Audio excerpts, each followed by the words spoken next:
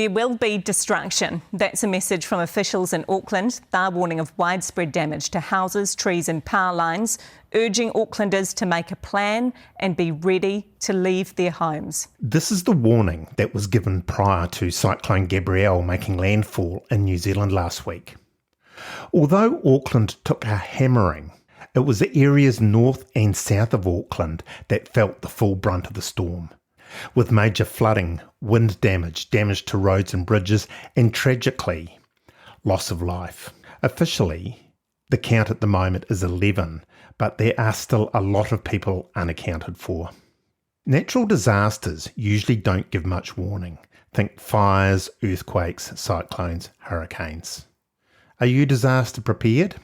I think now is a good time to revisit a podcast I recorded with Sue Kinsella and Dr. Alison Vaughan from the Royal New Zealand SPCA, where we discussed disaster preparedness, particularly as it relates to animals.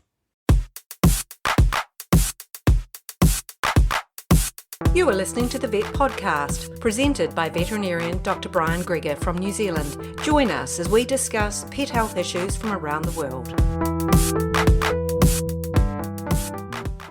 If you don't make it any further through this podcast than now, please just give me 30 more seconds. I ask Sue what are the important points to consider as far as disaster preparedness for your animals. Ensuring that your pet is identified in a manner that can have your pet reunited with you in the case of an emergency, or kept safe until you can come and pick it up from where it has been found. And secondary to that is have everything in a good to go grab bag in case of those sudden emergencies where you have to uplift and leave with little warning, so you can ensure that it's as easy as possible for your animals to transition into a temporary situation and then back into your permanent home. My first question to Sue is probably a little bit simplistic, but I asked her, what are the disasters that we are preparing for? Well, we've got a whole range of disasters available to us in New Zealand, depending on where you live. But the main one is a weather-related event, which we usually have a little bit of forward notice for. And then we have our sudden event, an earthquake or an eruption, or similar, that causes immediate displacement with little to no warning. So depending on where you live, you could have any range of both long and short warning events on the horizon, from tsunamis and earthquakes through to major storms, wind, weather, and not to mention pandemic disruption as well. Natural disasters, by their very nature, tend to occur out of the blue. Where do we start to give our animals the best chance of survival? Preparation is key, being sure that your animal can be identified and returned to you if lost or missing.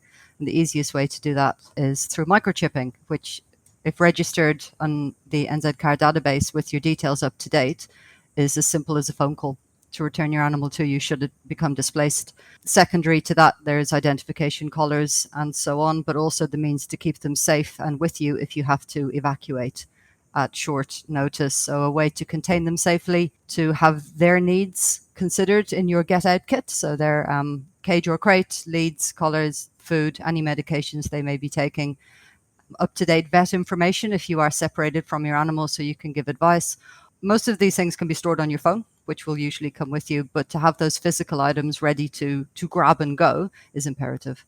Something I have forgotten to mention is that Alison is a behaviourist with a background in behavioural research. Off the back of what Sue was saying, there's some really great things you can do in terms of behavioural prep. So just like you can do drills with your children to prepare yourself, you can also prepare your pets, because the last thing you want to be dealing with in an emergency is trying to get a very upset cat into a carrier. So behavioural preparation, like training your cat to go in their carrier, which can be as simple as leaving it out all the time, leaving some tasty treats in there so it becomes a good place to go. Another thing that's great to prepare for in case of an emergency or your animal potentially becoming injured is for dogs muzzle training. So like many things, preparation is the best way forward. When animals are injured, they can often react aggressively. And so having a routine where your dog, you have a well-fitted muzzle that can fit them and they're quite comfortable with having it placed on. And there's lots of great resources out there to go through muzzle training with positive reinforcement. So in the event you have to pop it on, it won't be an additional stressor. There's probably a couple of points to reiterate here, I think. both relating to identification. Now, we were quite cognizant of this during the Christchurch earthquakes, which we were involved in a few years ago. The first one is that the best identification is microchipping. But a microchip is only as good as the database which holds that information. So if you do have a microchip in your animal, for goodness sakes, make sure that it is on one of the databases in your area. The other thing is that if you haven't got a microchip, if microchips aren't available, put a collar on your cat or your dog that has got my name is, my phone number is, my address is. This is going to give you the best chance to become reunited with your animal. We can even go a step further here. Alison can quantify this. We've definitely seen that for real in New Zealand, for example, with the Christchurch earthquake, where we found that microchipped animals, 80% of them were reunited, whereas for those who didn't have a microchip, the numbers were much, much lower. So that is the single most important thing you can do. Make sure they're microchipped and make sure the contact details are up to date. Because one of the other really heartbreaking things we have at SPCA is these animals that come in and they are microchipped, but because the details aren't up to date, we cannot reach their owners. Sue mentioned earlier on in the discussion the emergency kit. I asked Sue what should be in this kit. So it's everything your pet will need for 48 to 72 hours displacement. Primarily a cage or crate that they can comfortably stay in for long periods of time and sleep. If necessary, they need their regular food. They need any medications they may be on. They also need some comfort, particularly if your animal is going to be homed at a shelter and you're in a motel, for example. A blanket or their usual blanket and something that smells of you or your family is a great comfort to an animal who's separated from its owners. Having as little disruption to their diet and emotional needs is the most important thing. So in my own pet's get out bag is 3 days worth supply of food, the medication one of my animals is on, and spare leads and spare collars. So should they get damaged or displaced, there's extra. I can grab one bag, put it in the boot of the car with my animals, and we can leave. Doesn't have to be too much stuff, but it does have to be enough to keep them safe, particularly if they're not going to be with you the entire time you're out of your home. During times of disaster, there certainly is a possibility that your animal may get injured. And it could well be that the veterinary practices are closed, they can't operate. I asked Sue, what about a first aid kit?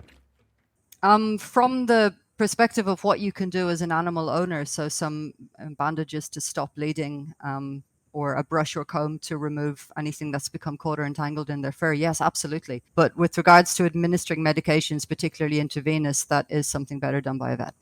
One of the issues that was noted during the Christchurch earthquakes, and I'm sure in the floods that we have recently had up in the North Island, how do you know that there are actually animals present in a property? Sue has some thoughts about this. We do suggest that if you are being asked to evacuate your home and you've managed to gather up your family and your children, but Fluffy's gone for a hike, it is preferable to leave a sign somewhere in your window or your door to say, cat of this description has not been evacuated from this house. Or if the opposite is true and you've managed to leave with all your animals with you, to notify of the same. So those who are checking on the premises know that everything that you are worried about is with you, and they can move on to the next house and the next house. Undoubtedly, the stress that disasters and evacuation bring on people will also be reflected in the animals.